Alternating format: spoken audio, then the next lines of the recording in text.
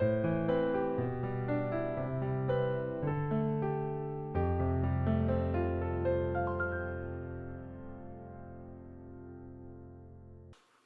오늘도 매일 주신 기도회로 예배 자리에 나오신 여러분 모두를 환영하고 축복합니다. 오늘 10월 14일 금요일인데요. 오늘도 하나님의 은혜를 구하며 나아가도록 하겠습니다. 기도하겠습니다. 참 좋으신 주님 감사를 드립니다. 오늘도 저희를 예배 자리 가운데 불러주시니 감사를 드립니다. 하나님, 우리가 이렇게 함께 모여서 예배할 수 있는 것, 함께 마음을 모아 주님 앞에 나아갈 수 있는 것이 당연한 것이 아니요 주님의 은총임을 기억할 수 있도록 인도하여 주옵소서. 주님의 사랑으로 살아가는 우리들입니다. 하나님의 은혜 없이는 살아갈 수 없는 우리들입니다. 오늘도 하늘의 문을 열어주시고 하나님의 은혜를 부어주셔서 오늘도 그 소망 가지고 그 은혜 붙잡고 살아갈 수 있도록 이 예배 가운데 하나님 은혜 더하여 주옵소서. 감사드리며 예수 그리스도 이름으로 기도드리옵나이다. 아멘. 오늘 하나님께서 우리에게 주시는 말씀은요, 전도서 8장 1절에서 8절의 말씀입니다. 전도서 8장 1절에서 8절의 말씀인데요, 제가 하나님의 말씀 봉독하겠습니다. 누가 지혜자와 같으며 누가 사물의 이치를 아는 자이냐? 사람의 지혜는 그의 얼굴에 광채가 나게 하나니 그의 얼굴에 사나운 것이 변하느니라. 내가 권하노라. 왕의 명령을 지키라. 이미 하나님을 가리켜 맹세하였음이니라. 왕 앞에서 물러가기를 급하게 하지 말며 악한 것을 일삼지 말라. 왕은 자기가 하고자 하는 것을 다 행함이니라. 왕의 말은 권능이 있나니 누가 그에게 이르기를 왕께서 무엇을 하시나이까 할 수 있으랴. 명령을 지키는 자는 불행을 알지 못하리라. 지혜자의 마음은 때와 판단을 분별하나니 무슨 일에든지 때와 판단이 있으므로 사람에게 임하는 화가 심함이니라. 사람이 장래일을 알지 못하나니 장래일을 가르칠 자가 누구이랴. 바람을 주장하여 바람을 움직이게 할 사람도 없고 죽는 날을 주장할 사람도 없으며 전쟁할 때를 모면할 사람도 없으니 악이 그의 주민들을 건져낼 수는 없느니라. 아멘. 저희는 계속 전도서 말씀을 살펴보고 있는데요. 전도서는 인생의 헛됨에 대해서 계속해서 이야기를 하다가 7장부터는 좀 이제 다른 이야기를 드린다는 말씀을 했죠. 좀 더 나은 인생이란 무엇인지 이제 탐구를 합니다. 이렇게 이제 좀 더 나은 인생에 대해서 탐구한다는 이야기는 좀 더 잘 살아보고 싶다. 인생은 중요하다. 이제 그런 이야기를 이렇게 이제 표현하는 것이겠죠. 그런데 정직하게 인생들을 살펴보다 보니, 정직하게 인생들을 관찰을 하다 보니 어떻다는 겁니까? 의롭게 살아가는 사람이 있다는 건가요? 없다는 건가요? 없다는 그런 이야기를 하고 있습니다. 모든 인생들에는 다 한계가 있고 다 죄를 지으며 살아가는구나. 이제 그것을 발견하게 되는 거죠. 사실 사람은 잘 변하지 않는다는 사실을 전도자는 깨닫고 있는 겁니다. 그런데 이 변치 않는 사람을 변화시키는 것이 한 가지가 있다라고 이제 오늘 본문에서는 이야기를 하고 있습니다. 그걸 이제 전도자는 뭐라고 이야기하냐면 지혜다. 지혜가 사람을 변화시킨다. 그렇게 얘기를 해요. 1절에 보면은 전도자는 지혜가 그의 얼굴에 광채가 나게 하고 그의 얼굴에 사나운 것을 변하게 한다. 그렇게 얘기를 하고 있습니다. 이렇게 단적으로 얘기하면 지혜가 사람을 변화시킨다. 그런 얘기를 하고 있는 거죠. 분노가 마음속에 일어나다가도 어떻게 되는 거죠? 지혜를 추구하면 얼굴이 평화롭게 바뀐다. 그렇게 얘기를 하고 있어요. 분노가 생기다가도 지혜를 추구하면 이제 얼굴이 평화롭게 바뀐다. 왜 그런 걸까? 저는 이 대목을 묵상하면서 생각을 좀 해봤습니다. 왜냐하면 지혜로운 사람이라고 화를 안 내는 건 아니잖아요. 분노를 안 하는 건 아니잖아요. 그렇잖아요. 다 사람들은 분노가 있고 다 이제 그렇죠. 근데 생각을 해보면 이런 이야기 같습니다. 지혜로운 사람은 어떤 사건이나 사람을 대할 때 어떤 그 단편만을 바라보고 이 사람이나 사건을, 상황을 판단하는 것이 아니라 보통 지혜로운 사람들은 어떻게 하죠? 종합적으로, 입체적으로 이것저것 다 고려해 보면서 판단을 이제 하는 사람들을 우리가 지혜롭다라고 이제 그렇게 얘기를 하는 거죠. 언젠가 이제 그 상담하시는 분들, 왜 이렇게 사람을 상담하시는 분들의 그 강의하는 영상을 이렇게 본 적이 있어요. 근데 이제 그분들께 이제 여러분들이 이제 상담을 하러 찾아오시는데, 되게 이제 사람들은 어떤 사람이 공격적인 말을 하면, 그러면 이 공격적인 말을 한 사람에게 화를 내고 그 사람을 문제 삼고 심지어는 왕따를 시키기도 하고 이제 그런다는 거예요. 근데 이제 그런 분들이 이제 좀 공격적인 분들이 이제 상담을 받으러 이제 오면은 그분하고 앉아서 이제 두런두런 앉아서 이런저런 이제 이야기를 나누는 거죠. 그렇게 이제 이야기를 나누다 보면 이 사람이 왜 말을 이렇게 하는지, 왜 공격적으로 이야기를 하는지, 왜 이 사람의 이야기를 듣고 사람들이 상처를 받았다고 이야기하는지, 그렇게 공격적인 말을 하게 되는 그 이유를 알 수 있게 되더라는 거예요. 그건 뭐 어릴 적에 상처 때문이었을 수도 있고요. 또 부모님으로부터 매번 야단을 맞고 이제 사랑과 칭찬을 못 받고 이제 크다 보니까 그렇게 이제 언행이 공격적으로 나오는 걸 수도 있겠죠. 그런 이야기를 이렇게 쭉 듣다 보면은 이 사람이 왜 이렇게 행동하는지 이해가 되고 공감이 되고, 그것도 공감이 되다 보면 그 사람이 공격적으로 말하는 그런 말투가 그렇게 상처가 되지는 않더라는 그런 이야기를 그 상담가는 이제 하더라고요. 그러니까 상담가는 그 사람의 어떤 단편만을 보는 것이 아니라 그 사람이 어떤 걸 보는 거예요? 과거와 현재를 다 보는 거죠. 단편만 보는 것이 아니라 전체를 보고 종합적으로 보고 이제 이해하고 판단을 하는 거죠. 오늘 이제 전도자의 이야기는 바로 그런 겁니다. 지혜자가 그와 같다. 단편만을 보고 이야기하는 것이 아니라 과거, 현재 다 보고 그 사람의 종합적인 어떤 상황들을 다 고려하는 그런 사람이기 때문에 이렇게 분노를 하려고 하다가도 그 상황들을 다 보니까 분노가 가라앉게 되더라. 이제 그런 이야기를 하고 있는 거죠. 그리고 나서 이제 2절에서 8절까지는 왕에 대해서 이야기를 합니다. 지혜 이야기를 하다가 뜬금없이 또 왜 왕에 대한 이야기로 넘어가는가 이제 생각해 볼 수 있는데요. 이건 아마도 이스라엘 민족이 이제 왕정 사회였잖아요. 그러니까 왕이 지혜롭기를 바란다라고 하는 그런 이제 전도자의 바램을 이제 이렇게 담아 놓고 있는 것 같아요.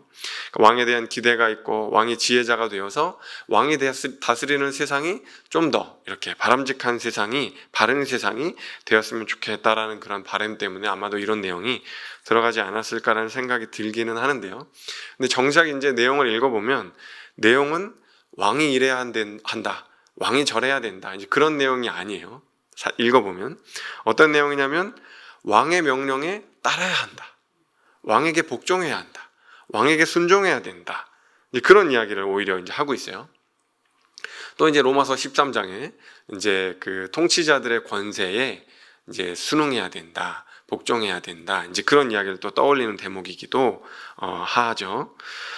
사실 왕정 사회에서 왕에게 복종하라고 하는 것, 이런 과도한 요구는 아니죠. 어떻게 보면 너무나 당연한 겁니다. 당연한 거죠. 통치자를 인정하고 따를 수 있어야 하는 것 당연한 겁니다. 그런데 이제 그럴 때라도 당연한 이야기를 하면서도 우리가 2절 말씀을 놓치면 안 돼요. 2절 말씀. 여러분 2절에 뭐라고 하냐면요, 내가 권하노라, 왕의 명령을 지키라. 그리고 뒤에 뭐라고 붙여놓고 있죠? 이미 하나님을 가리켜 맹세하였음이니라. 그러니까 네가 하나님 앞에서, 여러분들이 하나님 앞에서 왕에게 복종하겠다고 맹세하지 않았습니까? 그러니까 이렇게 했다는 얘기는 왕이 높다는 얘기예요? 하나님이 높다는 얘기예요? 하나님이 높다는 이야기죠. 하나님 앞에서 맹세했기 때문에 내가 왕에게 순종해야 된다, 이제 그렇게 얘기하는 건 왕보다 더 높으신 하나님을 인정하는 것과 마찬가지입니다. 여러분 이게 이스라엘 민족의 신앙이에요. 이스라엘 민족의 신앙.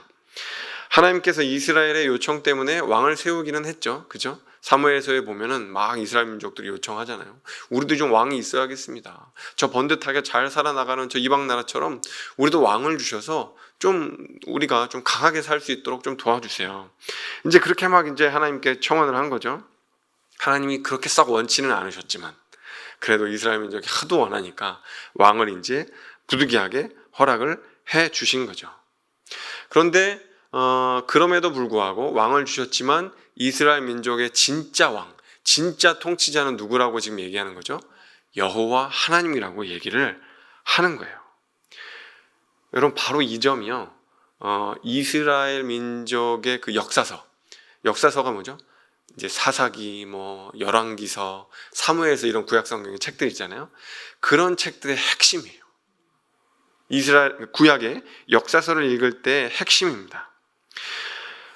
나중에 이제 이스라엘 민족이 그 바벨론에 이제 포로로 끌려가잖아요. 포로로 끌려갑니다. 그 포로 상황에서 있으면서 이스라엘 민족이 우리가 왜 망했을까? 도대체 어쩌다가 여기까지 왔을까? 하나님께 선택받은 민족인데 그것을 돌이켜보고 처절하게 반성을 하고 어디서부터 우리가 잘못됐고 왜 망하게 됐을까 생각을 하다가 이스라엘 민족이 얻게 된 결론이 뭐냐면요, 우리가 여호와 하나님만을 왕으로 섬기지 않았기 때문에 망했다. 이렇게 이제 결론에 도달하게 돼요. 하나님만을 왕으로 섬기지 않았기 때문에 우리가 망했구나. 세상 의지하고 이방 나라 의지하고 하나님만이 나의 주 하나님이라고 인정하지 못했기 때문에 우리가 이렇게 망했다. 이렇게 이제 그래서 이제 사사기나 열왕기서, 사무엘서 보면 다 그런 얘기예요. 우리 왜 망했는가? 하나님만을 왕으로 섬기지 못했기 때문에 망했다. 이게 이제 역사서의 결론입니다. 저는 우리 성도님들이 이 이스라엘 민족의 역사를, 잘못을, 실수를 반복하지 않기를 바랍니다. 오직 여호와 하나님만이 나의 주, 나의 하나님이요 고백하며 오늘 하루 살아가실 수 있는 우리 성도님들 되시기를 소망합니다. 그리고는 전도자는 권세 있다고 하는 세상 왕이 얼마나 연약한가, 얼마나 부족한가, 그것을 7절, 8절에서 이야기를 하는데요. 제가 한번 읽어보겠습니다. 사람이 장래일을 알지 못하나니 장래일을 가르칠 자가 누구이랴? 바람을 주장하여 바람을 움직이게 할 사람도 없고 죽는 날을 주장할 사람도 없으며 전쟁할 때를 모면할 사람도 없으니 악이 그의 주민들을 건져낼 수는 없느니라. 여러분, 이런 거죠. 아무리 왕이 능력 있고 강하고 다 할 수 있는 것처럼 여겨지고 하늘에 나는 새를 떨어뜨린다 한다 할지라도 못하는 게 있는데 그게 뭐냐면 사람의 장래를 알 수 없다는 거예요. 알 수 없죠. 그죠? 바람을 움직이게 할 수도 없고, 바람은 임의로 불잖아요. 그죠? 죽는 날을 알 수도 없고, 전쟁을 피하게 할 수도 없고, 악으로부터 사람을 벗어나게도 할 수도 없다는 거죠. 왕의 권력은 허망한 것이다. 그런 이야기를 하고 있는 거예요.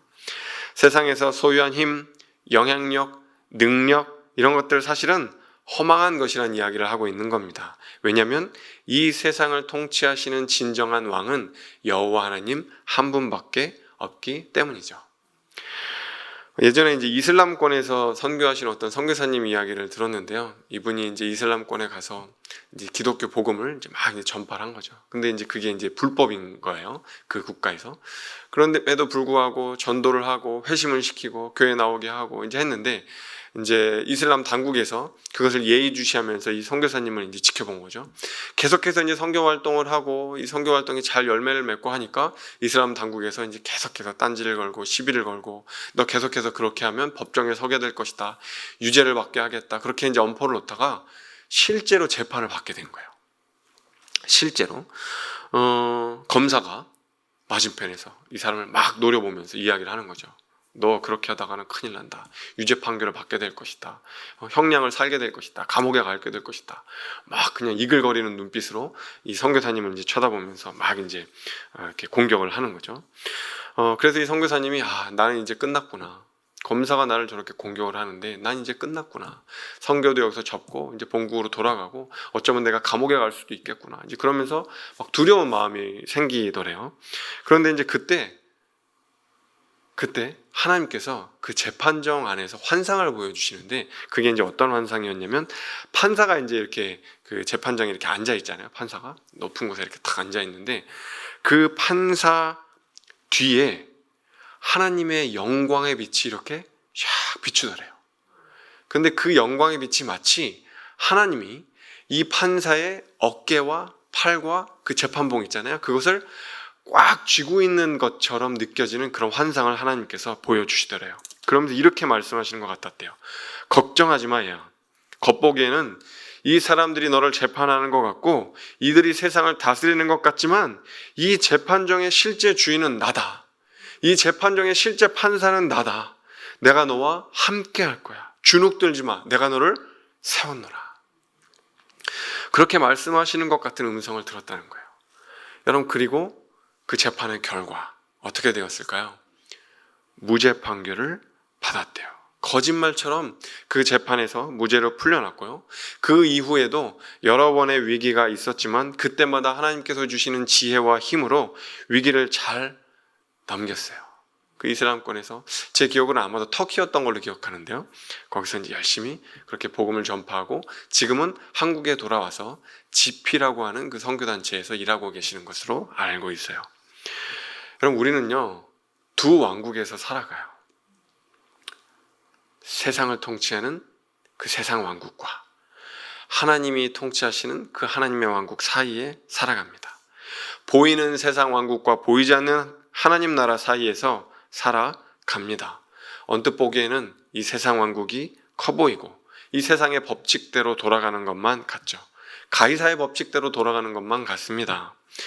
하지만 보이지 않는다고 해서 여러분 없는 게 아니죠. 보이지 않는 그 영원한 하나님의 나라가 있습니다.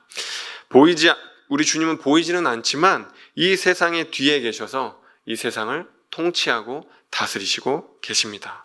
우리 주님은 보이지는 않지만 모든 상황 속에서 우리 앞에서 우리를 견인하시고 우리를 인도하며 이끌고 계시는 것이죠. 우리가 낙심했을 때 우리 안에 계셔서 말할 수 없는 탄식으로 우리를 위해서 기도하고 계십니다. 힘내라고 응원하고 계시는 것이죠. 우리 주님은 보이지는 않지만 바로 우리 곁에 계셔서 우리와 함께 동행하시는 그런 임마누엘의 하나님이심을 믿으시기 바랍니다. 세상은요, 보이지 않는다고 하나님을 무시해요. 도대체 너 하나님이 어디에 있냐? 네 하나님이 어디에 있냐? 하나님이 계시면 가정이, 사업이, 너 삶의 터전이, 네 처지가 이렇게 될 수 있느냐? 그러면서 하나님을 무시합니다. 하지만 우리는 보이는 현실 너머에 계시는 보이지 않는 하나님을 바라보는 사람들입니다. 여러분, 그것이 바로 신앙이죠. 보이지 않는 것을 보는 눈, 그것이 바로 신앙입니다. 그 하나님이 우리의 진정한 왕이요 통치자이심을 우리는 고백합니다. 그 하나님을 고백할 때 보이지 않던 하나님께서 보이는 현실 속으로 오셔서 좌정하사 우리의 삶을 변화시켜 주심을 믿으시기 바랍니다. 오늘 그 주님과 함께 동행하시는 하루 되면 좋겠습니다. 기도하겠습니다. 주님, 여호와 하나님 한 분만이 나의 왕이십니다. 주님만이 우리 교회의 왕이십니다. 보이지 않지만 왕이신 주님을 보이는 현실로 바라보며 살아가게 하옵소서. 그래서 보이는 현실에 아파하며 보이지 않는 하늘의 소망 바라볼 수 있도록 도와주시고 보이는 현실에 굴하지 않고 보이지 않는 하늘의 뜻이 이 땅에 이루어지는 그날까지 이 믿음을 포기하지 않고 나아갈 수 있도록 도와주옵소서. 주여, 이 땅에 좌정하사 우리의 삶을 변화시켜 주옵소서. 예수 그리스도의 이름으로 기도하옵나이다. 아멘. 이제 각자의 기도 제목을 들고 더 깊은 기도의 자리로 나아가겠습니다.